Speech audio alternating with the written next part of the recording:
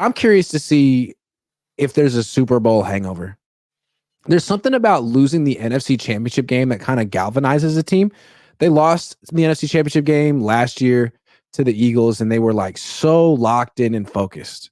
You see it a lot with teams. Like, we're one game away. Let's give it our all year, and then losing the Super Bowl is different. People talk about the emotional toll it takes on you and the physical toll because your offseason is 2 weeks shorter than everyone else's. But I want to see if they just come out flat this offseason. Ayuk might not be there. He's kind of a tone setter for these practices. Kittle's old. He doesn't practice as much. Trent doesn't practice. Does McCaffrey practice? Like, who's practicing? how important are these OTAs, right? Because they're optional. Practicing? Who the hell is actually practicing? They're optional. It's an older team. They're coming off a brutal Super Bowl loss. Ayuk probably won't be there. Who's there? Who really shows up? I want to know. Brock will. Well, Brock is going to show up. All of the young guys are going to show up because they're trying to make their way through. What second contract guy is going to show up like he wants it? What Cabo Click guy is going to show up? Okay, that's a very good question. I would expect. Wow, Fred. He's not necessarily Cabo Click. Yeah. Fred and is a professional. Nick Bosa is always going to come in shape. He's going to be professional. Brandon Ayuk, he's just never done it. I think that it would just be an affront to his professionalism. BA is going to come to camp. How about Debo? Is Debo going to be in shape? Jesus Christ. Who knows? Who knows? I don't know. We'll see a full offseason of Nick Bosa, dude. They paid you $1 bajillion. Now you got to be at every practice. You weren't at any of them last year. Go be a leader. Be a captain. You know who needs to show up to kind of show that it wasn't a fluke? Diamador Lenore needs to show up even better than he did last year because he did an amazing job. But it's like, I need more cowbell, bro. Like, you got to be able to come through and show that last year wasn't a fluke. This is consistently how you are. You know what I'm saying? So I want to see that. You know who else kind of everybody's looking at him a little bit?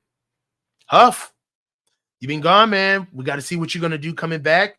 They got him a new safety, Malik, and this dude is, on tape, I was more impressed with I was more impressed with Malik on tape than I was when I first saw Huff. So I wouldn't expect Huff back before training camp. I wouldn't expect Tavarius Ward back before training camp. Kittle, Trent Williams, or any of these guys going to show up in OTAs? OTAs could be a pretty light practice. I think Christian would show up. He'll be there. None of them are going to practice. No, none of them are going to practice. None of them are going to practice. I don't know.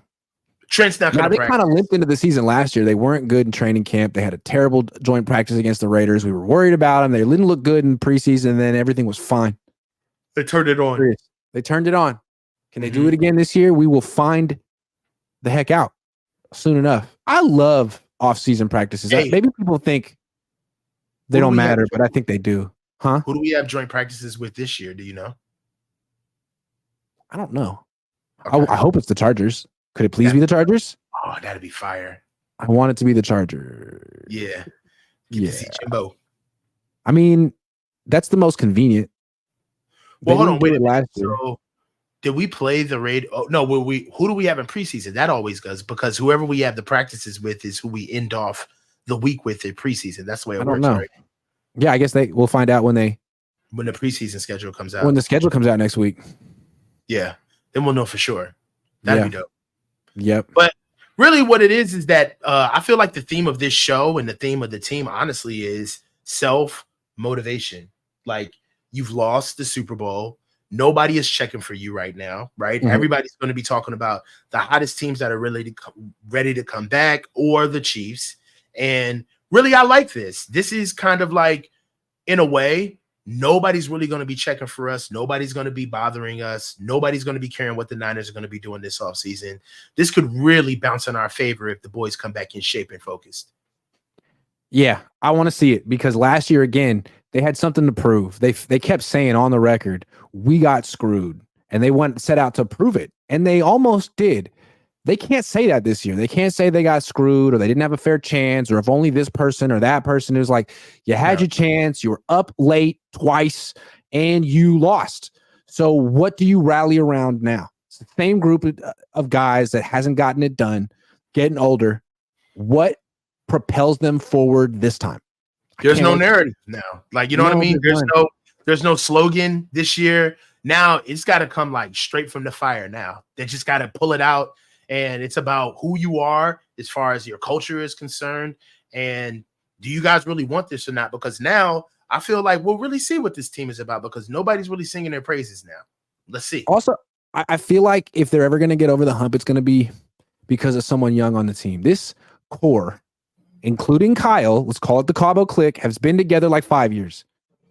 They haven't gotten it done, and they're getting older. They haven't gotten it done, and they're getting older. If they're going to get over the hump, it's going to be because of someone like Brock or Lenore or Jair Brown or they got to pivot. It's going to be someone new who comes out of nowhere and is a freaking stud. So we'll find out. That's what these practices are about. Yeah, we're going to be able to see who emerges too. You know, a lot of guys like to look at the culture that we have with the Niners and kind of either assimilate or add on, right? I feel like guys who assimilate usually don't necessarily hang around that long. You've got to be able to add on to the culture here to be a part of it. So I feel like I want to see if Ricky Pearsall is going to be a guy where he's just happy with his role or if he's out here trying to embarrass people. Like Brandon Ayuk, for what you want to talk about with Brandon Ayuk punched Fred Davis in the face during camp, letting them know, like, I'm coming in here to set my own standard and I'm not asking for respect. I'm taking it. Yeah. So that's what I want to see from, like, the guys here because, you know, this is a young man's sport and these guys are getting older and we need some younger guys. We need some new blood. One or two rookies who are really good can propel you. I mean, look what Puka Nacua did for the Rams. Look what Jahmyr Gibbs and Sam Laporta did for the Lions. I mean, if the Niners don't have one of these guys, who knows what Marvin Harrison Jr. could do for the Cardinals? You just don't know. Some of these teams go from worst to first quickly in the NFL. So the Niners need some guys like that. Historically, they've gotten guys like that. I mean, the reason Kyle Shanahan hasn't been fired is because they got freaking Brock Purdy. And he's like the biggest success story in sports.